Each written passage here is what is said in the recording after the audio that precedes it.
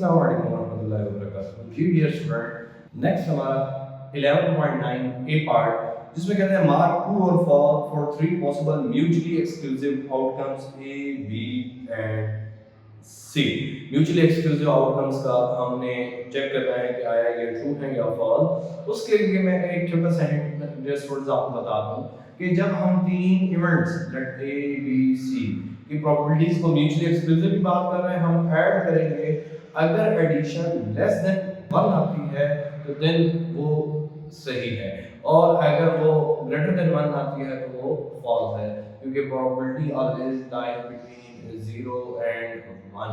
ना ही वो नेगेटिव आ सकती है और ना ही वो ग्रेटर देन 1 आ सकती है।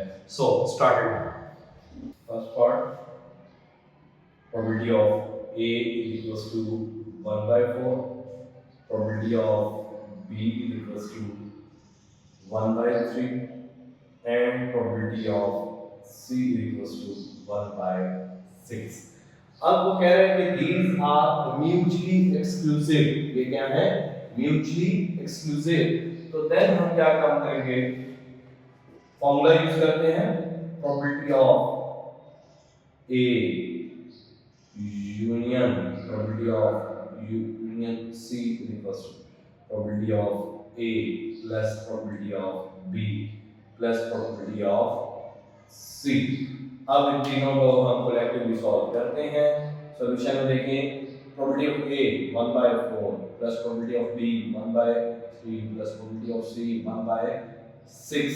अब इसका जब हम एलसीएम लेंगे तो एलसीएम हमारे पास 12 आ रहा है, तो यहाँ 3 plus 4 plus 2, 3 plus 4 7 plus 2 9, 9 by 12। ये लेस देन 1 आ रही है। सो ये आपके पास ये तीनों क्या है? Mutually exclusive. ये आपके पास बन गया true. Next second part, probability of A is 0.39, probability of B is 0.41, and probability of C is 0। अब जब इनको सॉल्व करते हैं हमारे पास आ जाएगा probability of A union B union C। Mutually exclusive के लिए चेक करते हैं तो probability of A plus probability of B plus probability of C। अब इन तीनों को ऐड करते हैं। अगर तो लेस देन आ गया 1 तो देन ये ट्रू है, अदरवाइज फॉल्स होगा। 0.39 प्लस 0.41 प्लस 0, ये आपके पास आ जाएगा 0.80। ये क्या हो गया बेटा? ये लेस देन 1 आ रहा है तो ये ट्रू है। ये क्या है बेटा? अब next part, third part, probability of A equals to 0, probability of B equals to 0.50, and probability of C also equals to 0.50। अब जब हम इन तीनों को ऐड करते हैं तो हमारे पास आ जाएगा probability of A union B union C, probability of A plus probability of B plus probability of C। सो ये हमारे पास फाइनल रिजल्ट आ जाएगा 0 प्लस 0.50 प्लस 0.50, दैट इज 1। मैंने आपको स्टार्ट में क्वेश्चन बताया कि हमेशा प्रोबेबिलिटी 1 0 और 1 के दरमियान 1 भी हो सकती है 0 भी हो सकती है, तो ये आपके पास कंडीशन क्या हो गई है? ट्रू। उसके बाद इसका fourth part, probability of A is equals to 0.62, probability of B is equals to 0.04, and probability C is equals to 0.42। Mutually exclusive check करना है, सो probability of A union B union C equals to probability of A plus probability of B plus probability of C। जब इसको collective solve करते हैं तो 0.62 plus 0.04 plus 0.42, तो ये हमारे पास आ जाएगा 1.08। ये क्योंकि ग्रेटर देन 1 आ रहा है, सो ये हमारे पास क्या होगा, form. Next fifth part, fifth probability of A is equals to 0.62, probability of B is equals to 0.14 and probability of C is equals to 0.25। जब हम इनको कलेक्टिवली सॉल्व करते हैं, probability of A union B union C is equals to probability of A plus probability of B plus probability of C. So A 0.62, B 0.14, C 0.25। तो जब इसका सम लेंगे वो हमारे पास आ रहा है 1.01, तो that is false because probability lies between 0 and 1। यहाँ 0 भी इंक्लूडेड होता है और 1 भी इंक्लूडेड होता है। लास्ट पार्ट देखें इसी का sixth part, probability of A equals to 0.15, probability of B equals to 0.45 and probability of C equals to 0.40। अब जब इसको सॉल्व करते हैं तो A union B union C equals to probability of A plus probability of B plus probability of C। probability of A हमारे पास है 0.15 plus probability of B है 0.45 plus probability of C है 0.40। तो इन तीनों को सम करते हैं तो हमारे पास 1 आ जाता है। तो पहले भी मैं बता चुका हूँ कि probability always between 0 and 1। सो ये क्या हो गया। Next question number 11.9b. 11.9b part, a pair of dice is rolled. A pair of die is rolled. हमने एक pair of die roll किया, मीन 2 dice को at a time roll किया। फिर आगे कह रहा है list the elements of the sample space। आप पहले sample space के elements बनाएं। Then let A denotes the event sum is less than 8 and B the event 6 occurs on either die। फिर आगे उसने बहुत सारी कंडीशंस भी हैं। सबसे पहले हम इस पे सैम्पल स्पेस बनाते हैं। Sample space S is equals to 1 1 1 2 1 3 1 4 1 5 1 6। Similarly 2 1 2 2 2 3 2 4 2 5 2 6। Next 3 1 3 2 3 3 3 4 3 5 and 3 6 4 1 4 2 4 3 4 4 4 5 and 4 6।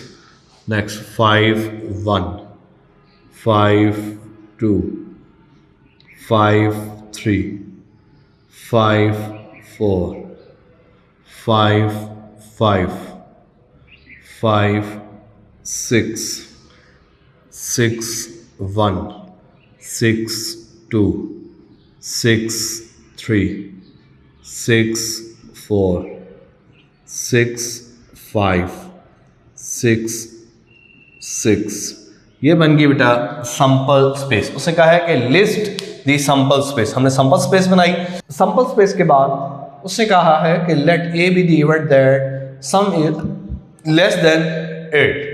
Some is less than 8। Sum is less than 8 पे आते हैं तो डियर स्टूडेंट वो इवेंट हमारे पास ए है अकॉर्डिंग टू बुक।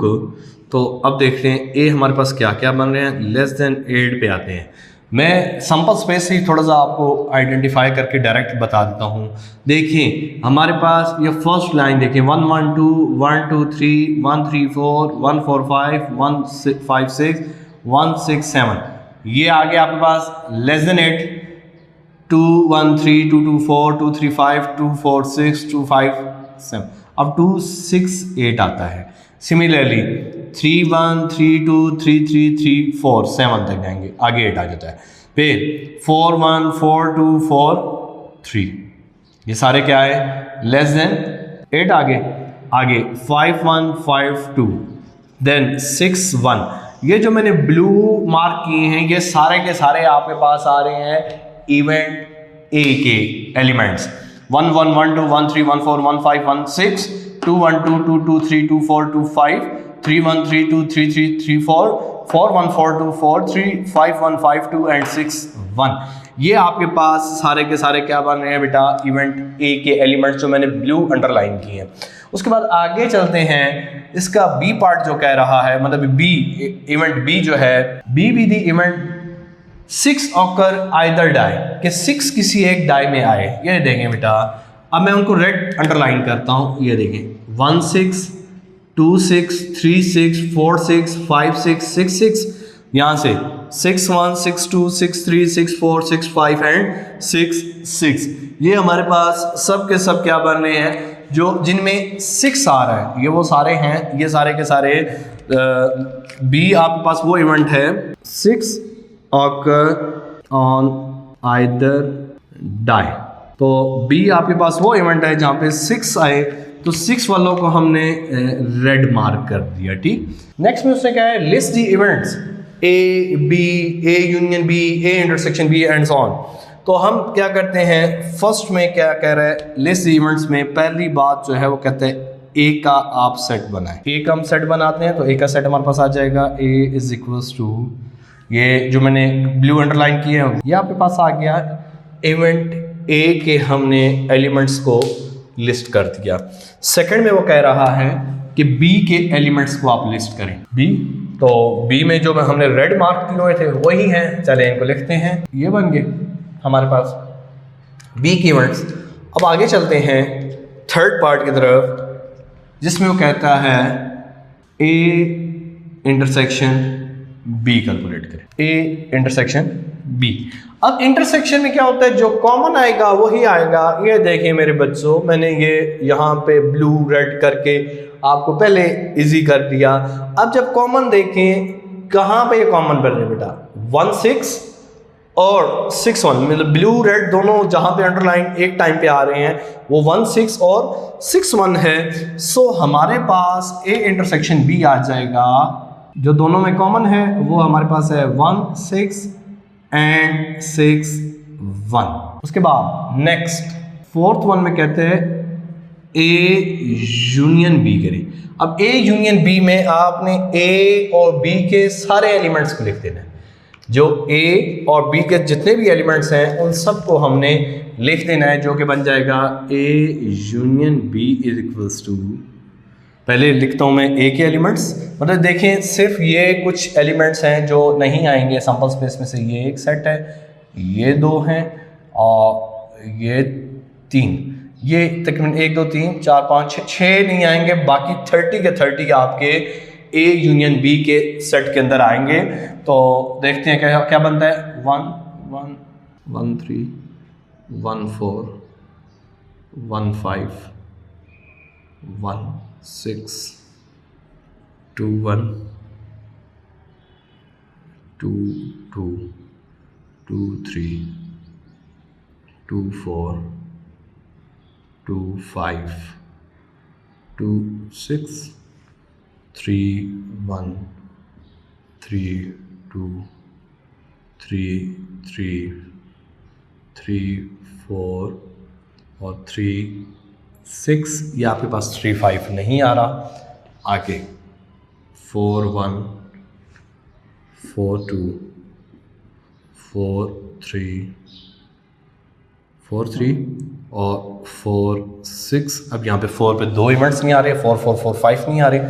आगे 5 1 5 2 एंड 5 6, देन 6 के पूरी लिस्ट आ जानी है हमारे पास, 6 1 6 2 6 3 6 4 6 5 एंड 6 6, ठीक है।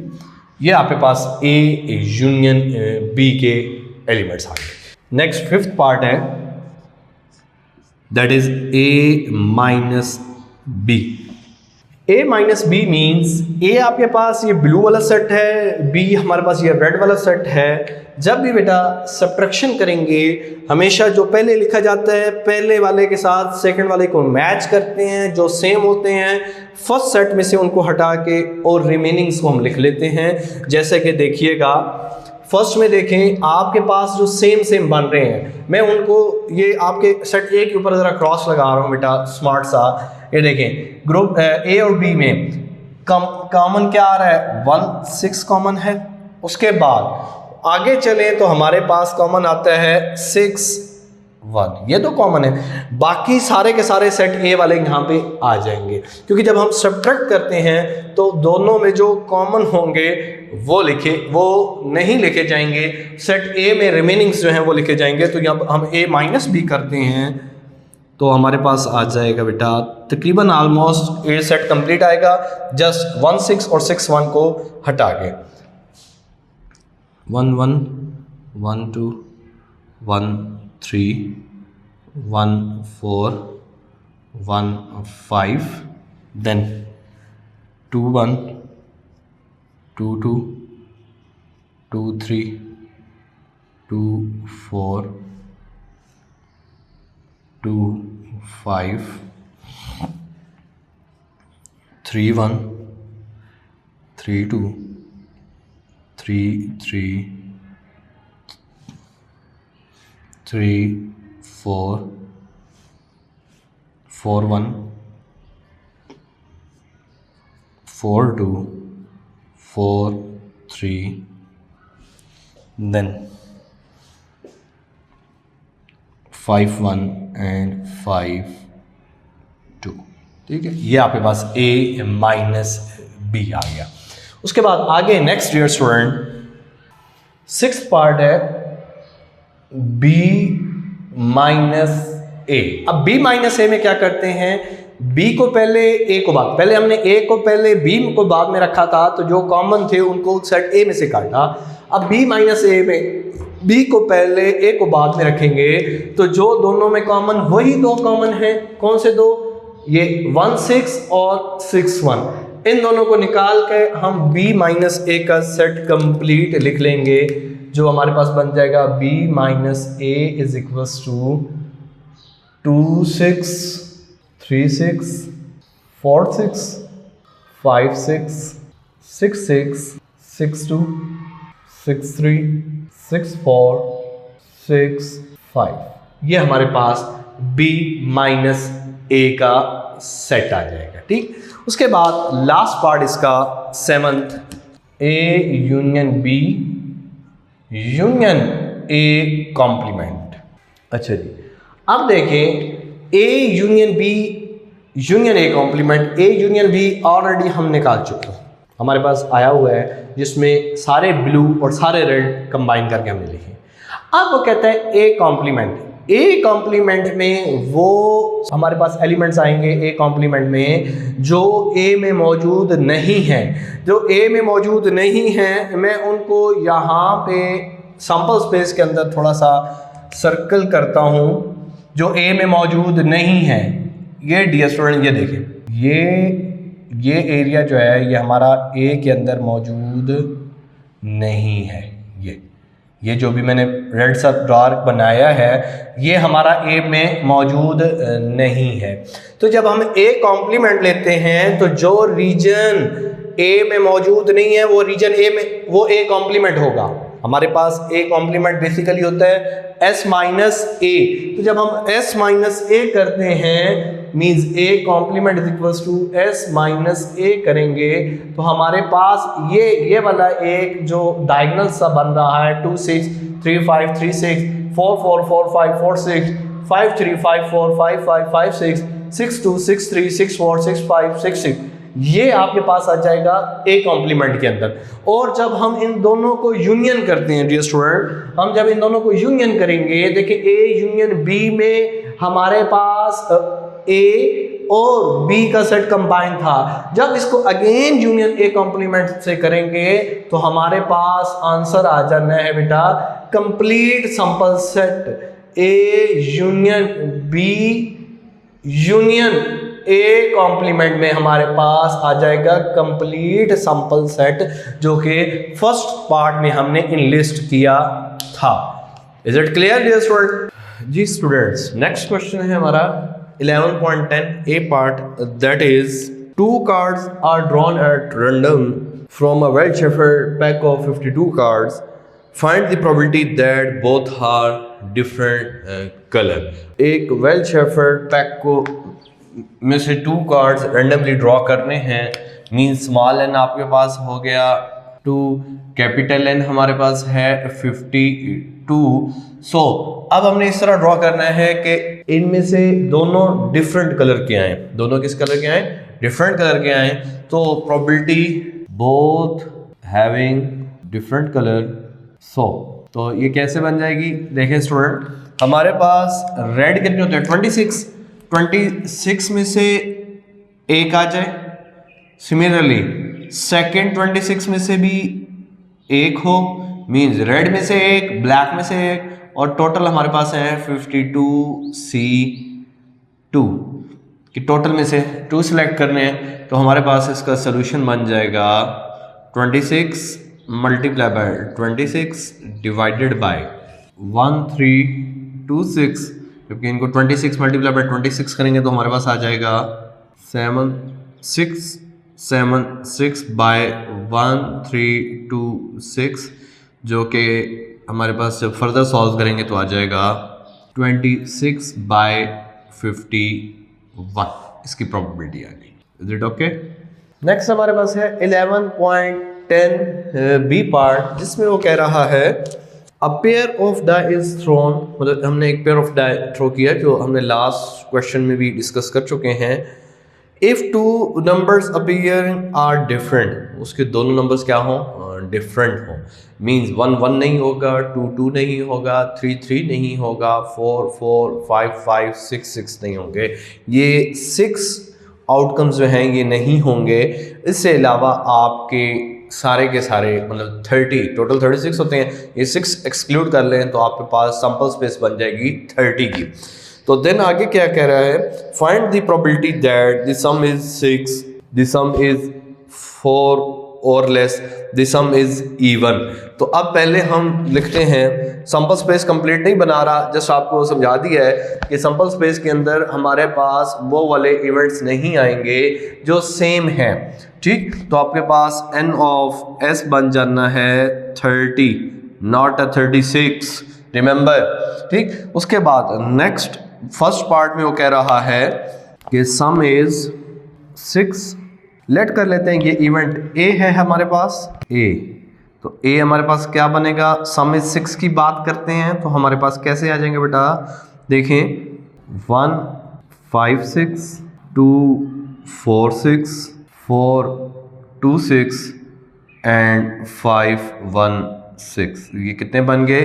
1 2 3 4 ऐसे बन गए हमारे पास इवेंट्स।